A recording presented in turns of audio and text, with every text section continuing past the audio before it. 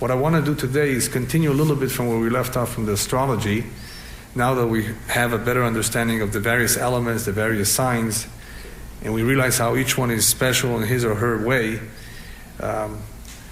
It will help us tackle some of the more difficult problems. So tonight we're going to talk about the very difficult problems and how hopefully all that information that we have, along with some additional advice, can help us deal with these problems. Next week, I think, may be the last session for the series about marriage, and we'll talk about the worst case scenario when the two are almost about to give up and get divorced.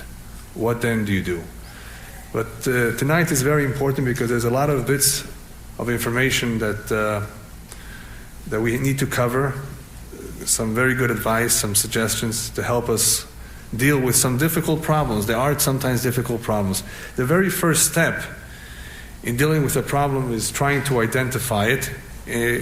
Perhaps it's not something so serious. Sometimes we assume that a problem is a big problem, and it may not be a serious problem. Perhaps that's just the way he or she is, their nature. And it makes a difference. If something is in their nature, then what do we explain when we spoke about one's nature? That it's going to be very difficult to change. You cannot uproot a nature.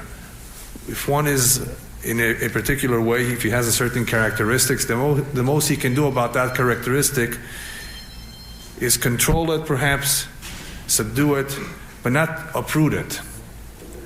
If one is temperamental, as we will see, that's always going to be his problem, but he can't control it. He cannot necessarily uproot it. So we need to identify when there's a situation, when there's a problem in a marriage. Is it a big problem? Is it really a serious problem that needs immediate help, immediate attention? Or is it just, that's the way he or she is? And once we identify the source of the problem or the difficulty, we are able to hopefully take the necessary steps to deal with it. So what I'm going to do first is discuss one of the weaknesses of each one of the elements. I gave you a list of the strengths and the weaknesses of each one of the elements. We went over briefly over every sign. I gave you a description of every sign. And depending on what the most dominant element of the individual is, that is what will stand out in the individual, the good and the bad. So I'm going to pick one for each one, and I think the one that I chose is quite common, and we're going to briefly go over what one can do if that surfaces in the relationship and it becomes a big problem. Again, I don't call it a big problem, but it can be a difficulty in a relationship. So let's begin with the element of fire. What could be a problem if one of the two has an abundance of fire? So I chose temperamental. Anyone who has an abundance of fire can be very temperamental, can get angry very easily. And if the other individual can't deal with it, what is he or she to do? So again, I'm going to make it very brief. The best thing to do when you're having problems that have to do with character and nature is to study Musar, as we said. One has to work on himself. One can't just give up and say, that's the way I am, take me or leave me.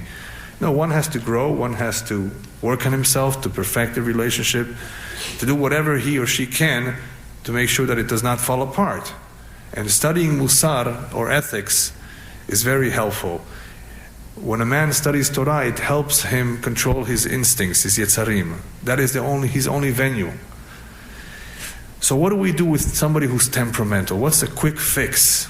How do you deal with somebody who gets angry very often?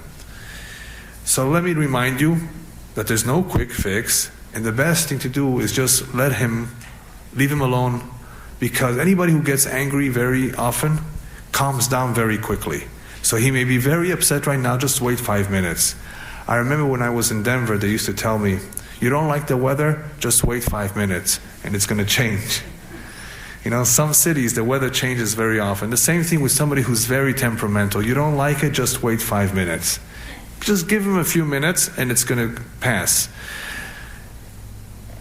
Now, since we know he's going to calm down, hopefully, what we should not do is make the fire worse.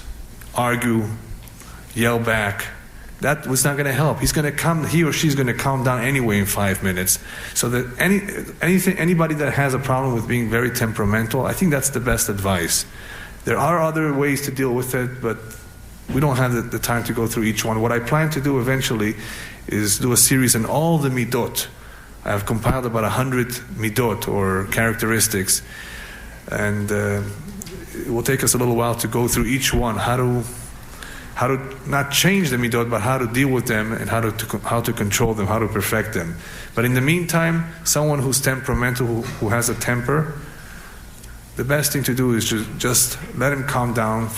In a few minutes, he's going to be back to himself. Let's talk a little bit about the element of air now. Everyone, remember, has weaknesses. What is one of the weaknesses of air? That he's a kapdan.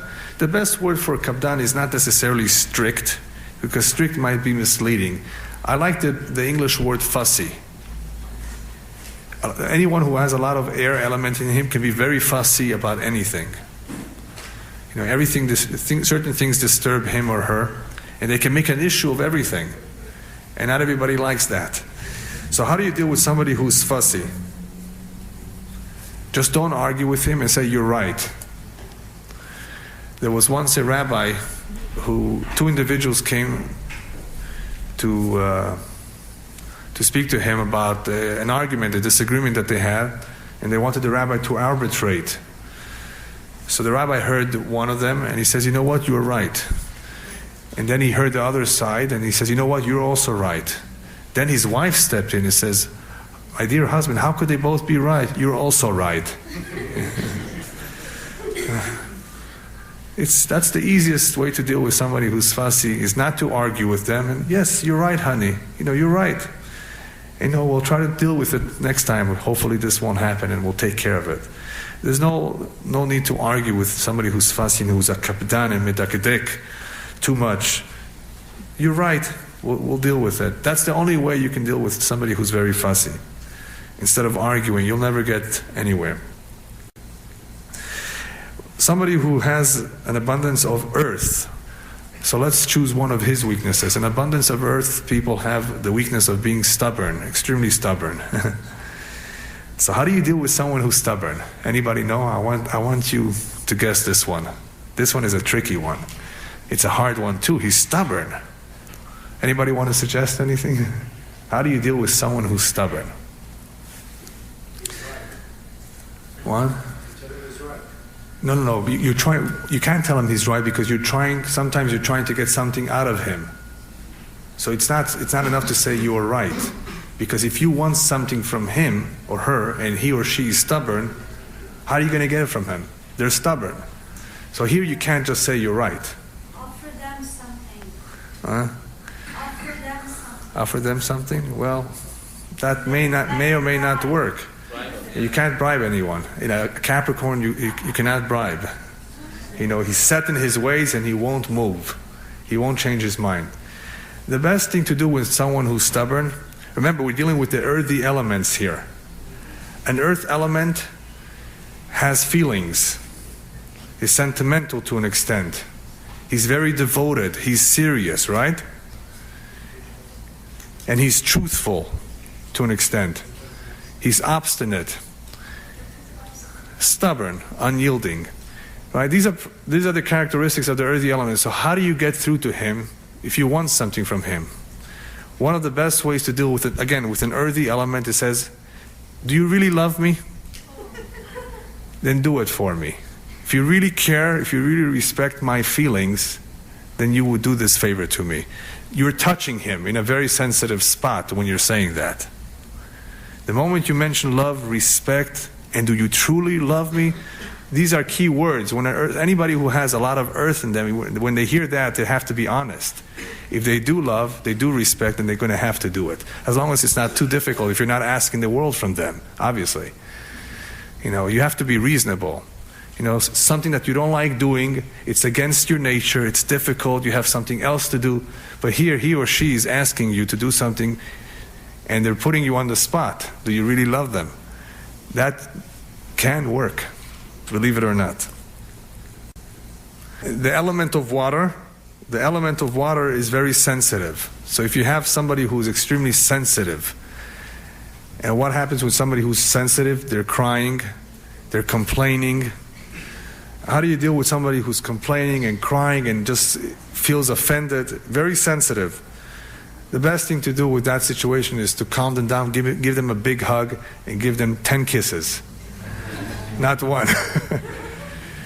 You'd be surprised. These things can help. And I'm talking about not only to the woman if she's sensitive, even to the man.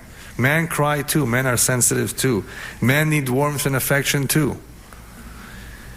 And they may not show it because of their ego. They don't want to show that they're emotional, that they're sensitive, but you'd be surprised. If you take your husband who's sensitive, you take your wife who's sensitive, and just give them a big hug, calm down, spend a few minutes talking to them, they'll calm down. That's all they need. That's how you deal with sensitivity. I mean, it may happen every other day, but so what? You know that this will work. That's all they want. That's all they really need is reassurance. All right, so I just gave you a brief description of just a quick fix, if we can call it that, of what you can do with the various elements. Before we go on to the other problems and the other suggestions, I want to remind you that when we get married, we don't realize a very important thing, that there are differences and there will be differences, and that even if the two are soulmates and they can get along excellent, they can get along very well, things may happen, things may go wrong. One may insult inadvertently the other. The most important thing, therefore, to remember is if something terrible happens and you have a big disagreement and you got into a big fight, just be careful not to destroy the beautiful building that you're able to build together. In other words, if the two fight, the two disagree, that could happen. It just, these things happen. But the most important thing is not to let the whole thing deteriorate until the whole building collapses. So if we are aware of these things before we get married, then we are more cautious and we take the necessary steps to make sure that things don't get out of hand and they don't destroy the entire building. When you let things deteriorate, when you don't fix something that is broken, then it breaks. So what I decided to do is to talk a little bit about those things that break, that destroy a relationship, that can destroy this beautiful building that would otherwise be built if the two had the patience and the desire, the will to work on their problems. So what are the factors, or what are the problems that can destroy a relationship? Destructive, if they're not dealt with properly. Number one, tzipiyot ve'achzavot, as we call them in Hebrew, expectations and disappointments. You have certain expectations and you're completely disappointed. Number two, disagreements, major disagreements. Number three, acts by one or the other that are totally intolerable. In other words, for example, what's the worst thing one can do to the other? Betray him or her. Ma'asim bilti nisbalim, acts or deeds that are not nisbalim, they're totally intolerable, they're totally unacceptable, things that are very harmful to a relationship, like betraying the trust of the other. Pigi'a kasha, which we could translate in English as to a very, very bad insult. And it was insulting the other one, making the other one feel very bad. And the last one, the most difficult one of all, when a woman opposes her husband in everything he does. Something called in Hebrew kenegdo, which I will explain. She's opposed to him in every respect. Or he's opposed to her. But you will understand later on why I chose the woman being opposed to her husband in every way possible. So let's begin with the expectations and anticipations and disappointments. How do you deal with that? Well, first of all, we've explained in the past that it's not factual, it's not realistic to expect of the other something that he or she does not have. One only brings into the relationship what they have. If one is not warm by nature, if one is a little cold, it doesn't mean they don't have feelings, but that's the way their nature is. You can't expect them to be very warm, giving, sensitive because that's not the way they are. It doesn't mean they don't care, they don't respect, they don't value their relationship. It's just that that's not the way they are. Imagine a husband who's forgetful, and he forgets the birthday. He didn't intentionally forget. He's just, maybe at his home, they didn't value this. Maybe his father and mother didn't make an issue of a birthday or of an anniversary. You only bring into a relationship whatever it is that you have, whatever you are endowed with. You cannot recreate yourself. So if you had certain expectations, certain anticipations, and you don't have it, there's no reason to be disappointed. Why is that? Because a woman or a husband is not a car. A car that turns out to be a lemon, you know what a lemon is, right? A car that is not what you wanted it to be, is something wrong with it. You bought something thinking and expecting that it should do certain things and it doesn't do what you want. Well, what do you do with a car like that? You give it back. But a woman, a husband is not a lemon, right? It's not a car. If this is what you received, then the best thing to do is to say, HaKadosh Baruch Hu probably wanted me to marry this woman, this man, this way. There's no way I can just exchange it and return it. Those people who do return and divorce, they think that they may do better the second time around. What will happen many times is that they may have someone who's better in one area but worse in another area. So you gain on the one hand and you lose on the other hand. You're not necessarily going to get something completely better, completely different. Because if that is part of your mazal, if that is part of what Hashem wanted you to have, that is the way it's going to be. You cannot outperform or outdo Hashem's plans. So for that one has to have a tremendous amount of emunah and faith in God that this is what He's meant to have. So having certain expectations from the spouse and as a result of not receiving what one wants, one is disappointed, shows a lack of emunah. Because this is what Hashem wants him or her to have, that's number one. And number two, that other person cannot really change, cannot give what he or she does not have. I'm talking right now about certain expectations, not every everyone has basic expectations that the husband or wife should be caring and respectful and loving and so forth. I'm not talking about the basics. I'm talking about certain things. The husband felt that his wife would be a great cook. He thought that she would be so good in the kitchen, and he's disappointed. She barely knows how to make an omelet. And he ends up cooking, making dinner, and he doesn't like it. Or he wants his wife to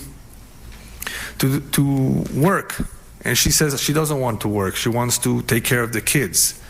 So he expected certain things, and she simply is not capable of doing it. There's no reason to be disappointed and to hurt and to have the relationship suffer as a result of that. Certain things are totally unrealistic. No one is perfect. No one has everything. And we're always going to get someone that has strengths and weaknesses, regardless of who you choose. You don't always get to choose the strengths and weaknesses. So one has to be happy with whatever he has. Disagreements, what do you do with disagreements? This is also a very interesting one. There can be all sorts of disagreements. How do you deal with disagreements? One suggestion is, the rabbis tell us, is to be kind to the other. Chesed. Chesed means kindness. The greatest act of kindness is with one's spouse. How are you kind to them? You don't always insist on you having your way. Mevatrim, you give in. The question is, what if you're always giving in and not the other one? So obviously giving in implies it has to be both ways. You give in once, the other one gives in another time. Or if the situation allows for it, compromise. I want red, I want black. Well, maybe go for green, if green is acceptable to the two of you. So whenever there's a disagreement, either try a compromise, or you give in once in a while and have the other one give in another time. There's a third suggestion which I think is very cute and very helpful, and it works sometimes. And you will understand this suggestion with the following story. It's a true story that happened years ago. A husband came to the rabbi with his wife. I want to divorce this woman. What's wrong? He said, I work hard the whole week. I want to enjoy my Shabbat. And this woman on Shabbat during the day, she serves me fish, chopped liver, cholent, and after the cholent, she serves me a piece of meat, and after the meat, she serves me the kugel. Do all of you know what kugel is? Okay. It says, and after having so much food, I have no more appetite for my favorite kugel. And she's ruining my Shabbat by serving me the kugel at the very end of the meal. Now, it sounds ridiculous, but believe it or not, some people argue about ridiculous things. And this man was arguing about something ridiculous, but he was very sincere about it, that she was not basically doing as he instructed her. So there's a little bit more to the kugel. He basically was upset that she was not doing what he wanted. And so the rabbi turns to the woman, why are you doing it that way? She says, that's the way I'm used to at home. At home, that's what we do first. We eat the gefilte fish first. Then we have the chopped liver and the onions. Then we have the cholent, and then we have a piece of roast or veal. And then we have the kugel. That's the way I do at home. I did it at home. That's the way I saw my parents do it. And that's the way I want to continue doing it here. So the rabbi says, you know what? I have an idea. I have a suggestion. Make 2 kugels. One for the beginning of the meal and one for the end of the meal. And they both loved the idea. That rabbi who gave them that idea, from that point on, told his wife to prepare every Shabbat 2 kugels too. And the first kugel they called a kugel of shalom bayit, of peace. So sometimes, what do you do if there's disagreements? You do it this way and you do it this way. You make everybody happy, if that's possible. Right? Either you give in, either there's a compromise, or you do it both ways. If you can afford it, if she wants a Mercedes-Benz and you want a Jaguar, you buy a Mercedes and you buy a Jaguar, if you can afford it, depending on the circumstances. If you can do both, then do both. The next situation is our acts or deeds that are not tolerable.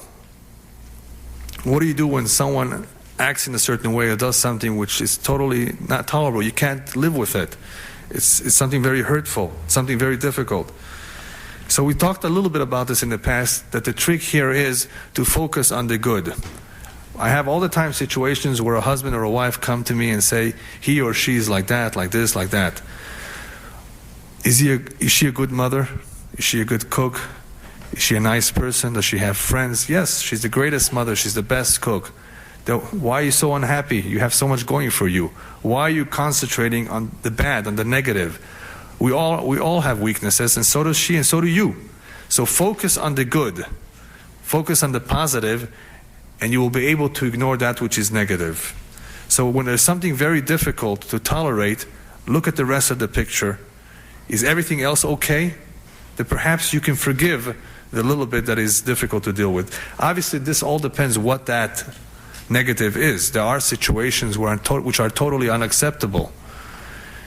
And that's why it's advisable whenever you have a situation which is totally unacceptable and against the Torah, for example, you need outside help. You need to consult with a rabbi.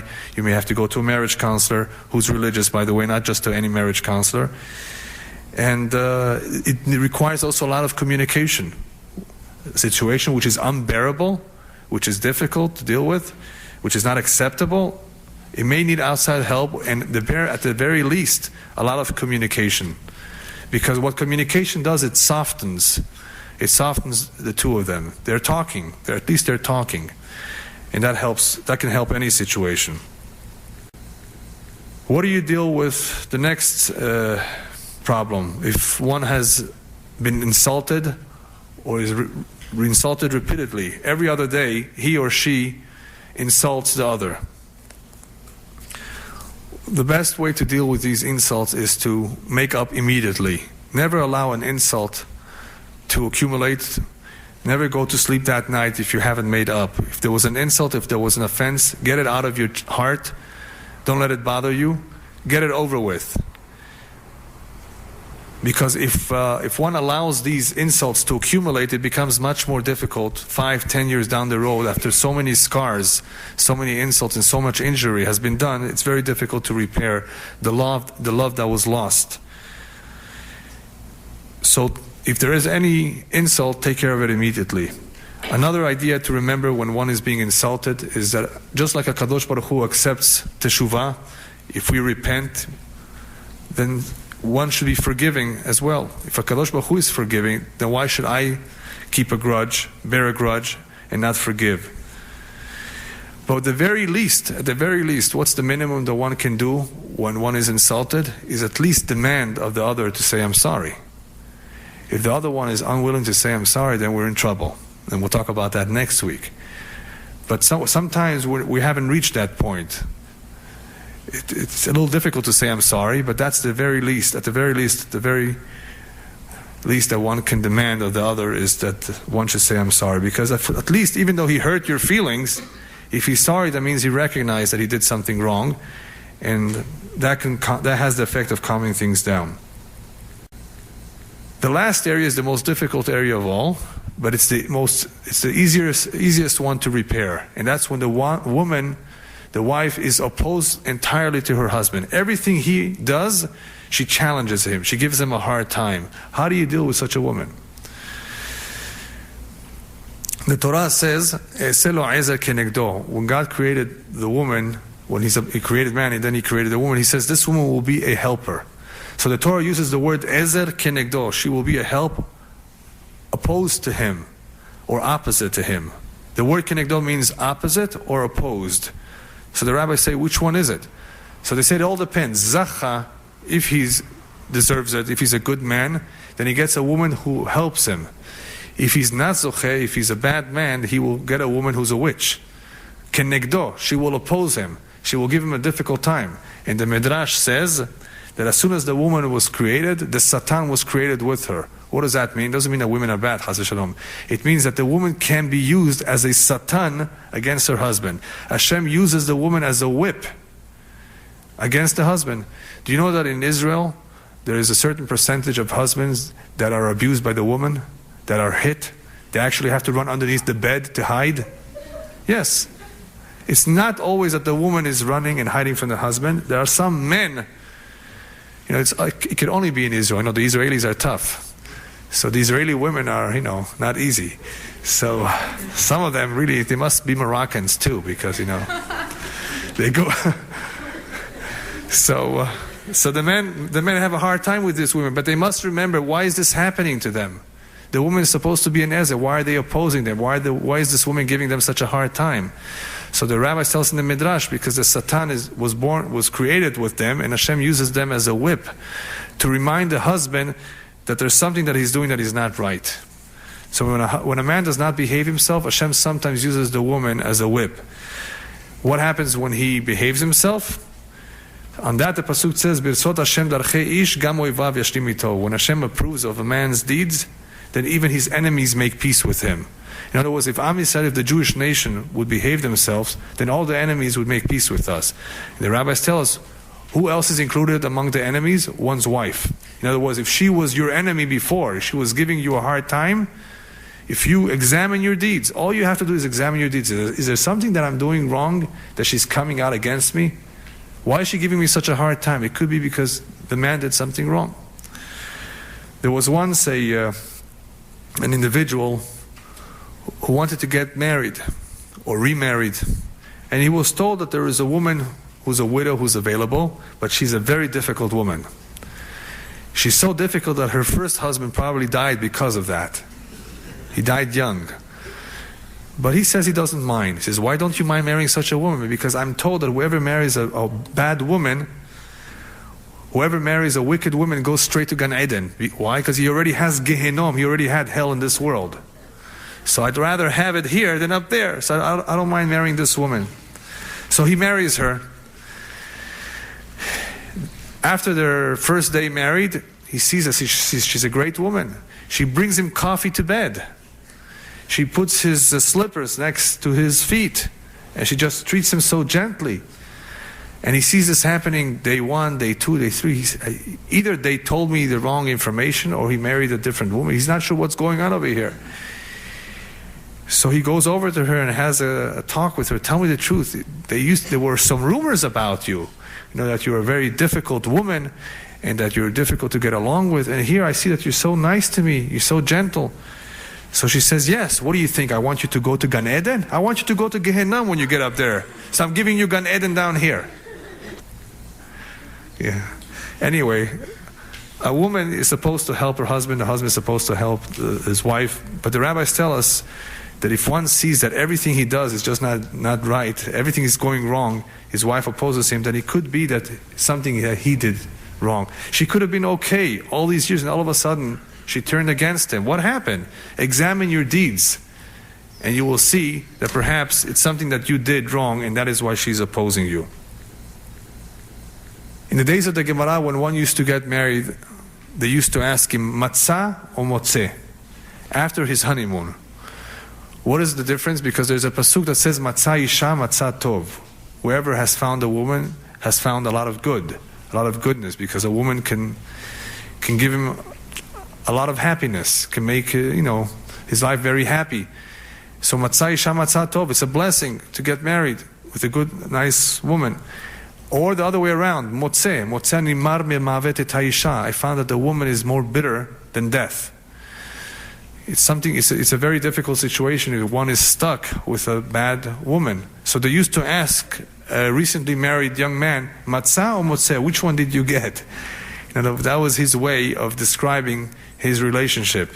Does he have a good marriage, a successful relationship, or something which is more bitter than death? Because it could be either of the two. Another area that needs some attention is the areas of ta'ut enosh, mistakes. The man can make a mistake and the woman can make a mistake. How do you deal with mistakes? Just remember, if it's a mistake, then there was no bad intention on the one who committed the mistake. We're only human, and we make mistakes. As David HaMelech says, shegiot mi yavin. Right? We don't understand why we make mistakes, as long as you don't repeat the mistake. Right? So if a mistake happens, what should you do? Clarify it that it was a mistake and that you didn't mean any harm. So there should not be any misunderstandings, because there's a lot of misunderstanding as a result of simple mistakes. We didn't mean it. I didn't mean to say that. I didn't mean to do that. And if you don't give the other one the benefit of the doubt and you think they meant it, then this could be a problem too. So mistakes happen. We're only human, and one should clarify it if he did in fact make a mistake.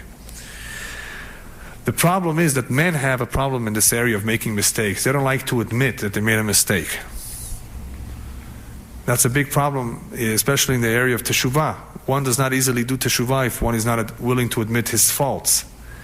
And that's the very first step of doing teshuvah, of repairing one's deeds, is to admit one's faults. I was wrong for 35 years. It's not easy to say that. So for the husband to tell his wife, I'm sorry, I made a mistake, it's not easy, but he has to get used to it. No one is perfect and we all make mistakes. So the man, even though it's difficult for his ego to admit it, he should realize that it's okay. It's not the end of the world if you made a mistake. Anyone that admits his mistake, the Pasuk in Mishlei tells us, Mechaseh peshaim, anyone who covers up his mistakes and does not admit his mistakes, the Pasuk says, Mechaseh peshaim lo yatzliach. Anyone who tries to cover up his wrongdoings, his mistakes, he always thinks of himself as perfect, he never makes any mistake, he will not be successful, not at home and not at work, not in any relationship. A person like that is not successful in life. There's another pasuk, however, that says that it's good to cover up. What should you cover up? Cover up the fault by overlooking it. As the pasuk says, Mechaseh pesha mevakesh ahava. Whoever overlooks a fault, covers it up. He saw his wife doing something terribly wrong. And he says, well, you know what? I'm going to ignore it. I'm going to cover it up. I'm not going to point it out to her. I'm going to overlook it. That covering up is good. Covering up your own faults is no good. Umodeh ve'ozev yerucham, as the pasuk says. If you admit it, then HaKadosh Baruch Hu lets go of you. In other words, if you admit to Hashem, I'm sorry, I did this, HaKadosh Baruch Hu lets go. He forgives. So the same thing, if we admit our faults and mistakes, it has the effect of being forgiven by the other. The second type of covering up is good, and that is to overlook, to cover up the fault of someone else, and not to point it out to them. One who overlooks and covers up, mevakesh ahava, it means he's interested in this relationship. But veshoneh bedavar meshaneh aluf. If somebody if somebody does not cover up, but repeats it and points it out, then he is basically trying to create a distance between himself and the one who he always loved. So if you want somebody to hate you, if you want to create distance between you and an individual, just point out his faults. Always point him out. Always criticize it. That will create distance. If you get into the habit of overlooking, of ignoring, that means that you want the love. You want this relationship to succeed. What I want to do now is talk about something a little bit more serious. Many of you maybe have heard the term silent killer. You know what is a silent killer? Yes. High blood pressure. High blood pressure is considered a silent killer because people are unaware of it, and it kills silently. Before you know it, they get a heart attack. And that is why the doctors call it the silent killer. And somebody who obviously does not want to die prematurely should, visit the doctor regularly, check out his blood pressure, and take care of himself. In the same way that there is a silent killer in one's health, there are also silent killers in one's relationship, the relationship between a husband and a wife. Those are the insults and the feelings that are hurt continuously. We spoke about criticism, we spoke about insults. What all of these things do is they tend to leave their mark on one's heart. In other words, the feelings are deeply hurt.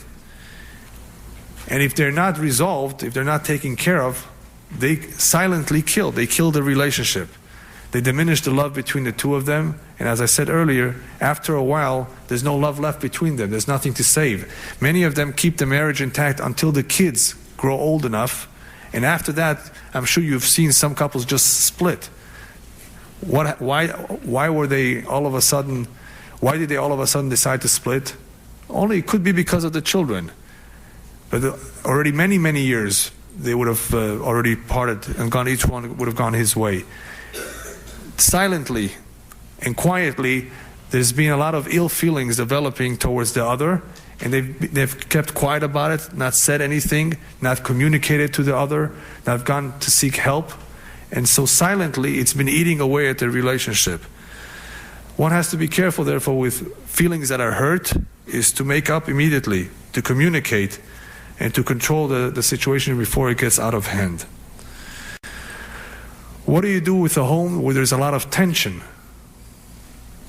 That's also a difficult area. There's always tension, and even though feelings are not necessarily hurt, but there's tension. And some people run away from tension. They can't take it anymore. If you have a fire, and you want that fire to grow, what do? You add either kerosene, fuel, right? Or some more wood, and you make the fire grow. If one wants to enlarge a fire, one wants to create more problems, then all he needs to do is feed the fire, right? Well, what do you do in order to feed peace, harmony, and happiness? In the same way that fire can be fed, and the esh of machloket can erupt, in the same way you can feed happiness and harmony. How do you do that? Anybody have any suggestions? How do you feed harmony? How do you generate happiness? We're talking about a house where there's a lot of tension, and you can easily increase the flames, you can easily make things worse. That's easy to do. But can we do the other way around? Can we feed I guess you can call it the flames of happiness? Yes? Yeah, through kind words. Okay, kind words can help. Any other idea? I put together three. I'm sure there's more. Gifts? Okay. More attention? Spend Yeah, more yeah. time talking. Right. Sitting down and Right. communicating. Right. Yeah. What is that? Respect? Possibly, yeah, sure. Yes. Unexpected giving. Yes, that's what I was going to say. Surprises. If there's a lot of tension, sometimes you want to surprise the other. It takes away the tension. It breaks the tension. I think I may have mentioned that earlier in one of the previous lectures. What I do sometimes to break the tension in the house is I go over to them and I tickle them, the kids or whoever it may be. It's just loosens them up a little bit, puts a smile on their face, a giggle. Obviously, depending on the circumstances, you can't always do that. You may upset someone, so you have to know when to do that. But surprises. Another idea is going shopping together, doing things together. If you do things on your own, why don't you invite your wife to come along with you? She'd love that. And if your wife asks you, go along with her. Taking a walk together. Things are very tense right now. Just go out, leave the house, go for a few minutes, take a break together. So doing things together is very helpful to release the tension a little bit in the house. And there are tense moments in the house. It's difficult to avoid them. Especially Erev Shabbat Friday, we are told that there's more tension than the usual in all the preparations for Shabbat. So you have to find a way to release that tension. In Israel, many husbands bring flowers, L'chvot Shabbat. Whatever you can do. There are, I'm sure, more than the three that I mentioned. And use your best judgment to release that tension. Tension can be released. It can be removed. And if it's not removed, it hurts. It's a problem. Another thing you can do, somebody mentioned gifts. If one gives you something and you say, thank you, I appreciate it, that's also very helpful. You have to acknowledge something that was done nice. If he or she gave you a gift, said a kind word, recognize it, acknowledge it, that's also very helpful. And here comes a big shocker to you, but I have to mention it because it's one of the most destructive things that one can have in one's home today. Get rid of the television. The reason why the television is harmful is because today most of the programs are not clean, are violent. They definitely don't have any content that is worth looking at or listening to. Much of it is against the Torah. It's destructive because it's competing for attention. And at that time that you are watching or listening, you could be spending time with your kids or with your spouse. So TV is much more, it causes more damage than benefit. Some claim that they hear the news there. It keeps them busy. But you should know there's a lot more damage being done by a TV than benefit.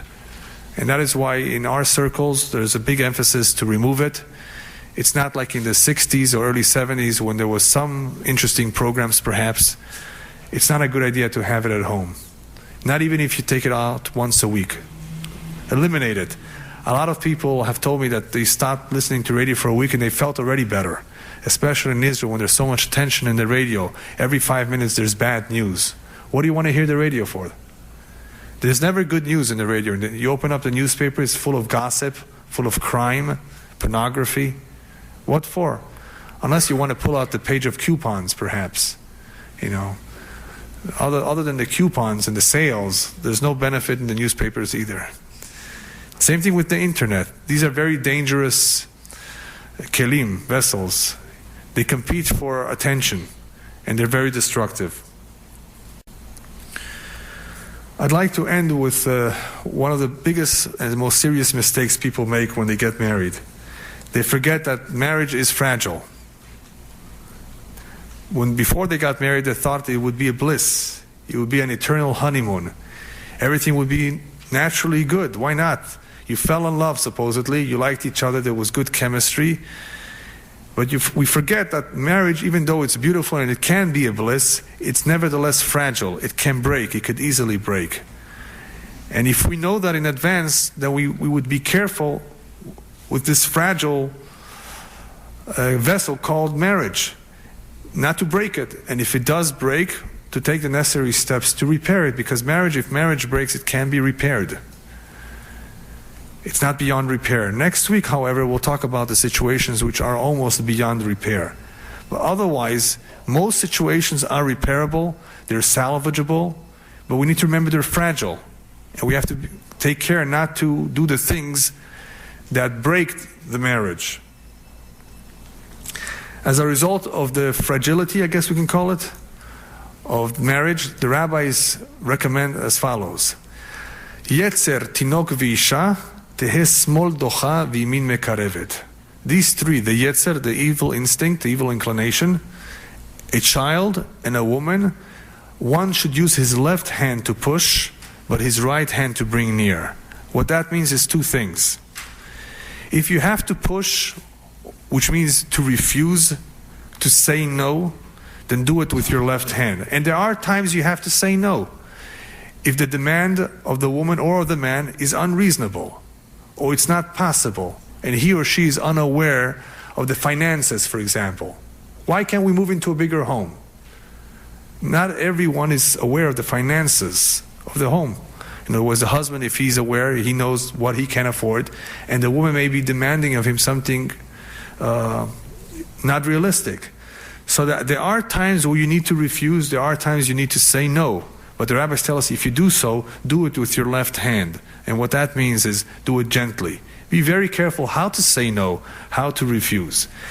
Now, there's another point in these words. And by the way, this applies to a child too. Smol docha means when you push him, when you rebuke him, do it with your left hand. The left hand is always the weaker hand. It's always the gentler hand. You have to say no, you have to refuse. The child, your wife, do it with your left hand. The second point is, v'tihei yemin mekarevet, but make sure you bring him or her close with your right hand. And what that means is that if you did say no, if you did refuse, or if you did something worse, then make sure that you bring her close with your right hand. And what that means is embrace her. Embrace the child. If you hit your child, and you have to be very careful about that, and we'll talk about that when we speak about children and parents. If you rebuked him and told him off and hit him, just make sure that a few minutes later, you bring him back and you show him your love, you embrace him. Because the child has to see both. He cannot only see the push, the refusal, the criticism. And the same thing with one spouse. If you had to, for whatever reason, refuse her, or you did something worse, you yelled at her, or whatever it is, you pushed her off with your left hand, just remember, bring her back quickly with your right hand. And what that means is an embrace, a kiss, whatever it takes. You can hug her for 2 hours, whatever it is. Yamin means the right hand. It means put a big emphasis on that and show that you really care and you really didn't mean it. So don't do one and not do the other. If you had to do the left hand push, make sure you immediately do the right hand hug. One of the best cures for a stable marriage, I find, and this is from my own experience, is that one have discipline and order in one's life. And what that means is at 6 o'clock you eat dinner, at 7 o'clock you spend time with your children, at 8 o'clock you give time to your spouse, at 9 o'clock you go to a shiur Torah. If one's life is organized and there's discipline, there's order, it's just stable. The home is stabler. It's predictable. Everybody knows where everyone is, what everyone is about to do. There are no major shockers or surprises.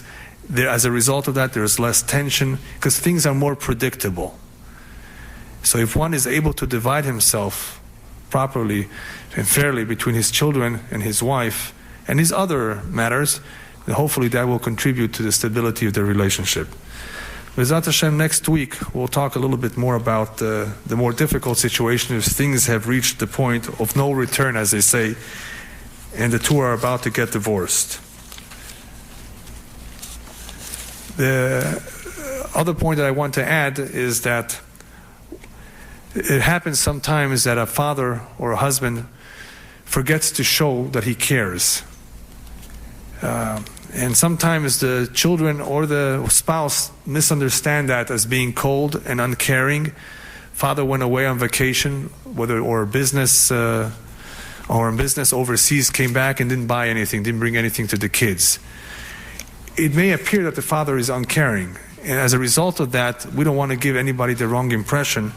And I recommend that everyone who's away for a couple days or a week, bring back something. the children are always looking forward to it. And you know what? Your wife is also looking forward to it. Your wife is looking forward to seeing you. And if you bring something along, it can only help. And if the wife happens to be, bring something to your husband too. That, like somebody mentioned before, all these gifts and all this attention and all these kind words, all they do is foment warmth and affection. And that is why the rabbis say, give as much as you can of compliments and good words. It's free. A word is free. And it helps so much to generate the warmth and affection. And more than anything else, when somebody says a kind word, when somebody gives his time and attention to the other, he shows he cares. He shows he's concerned about the welfare and about the shalom of his home. So therefore, if you really care, then invest in your home and prove it that you care. B'ezrat Hashem, we'll see you next week.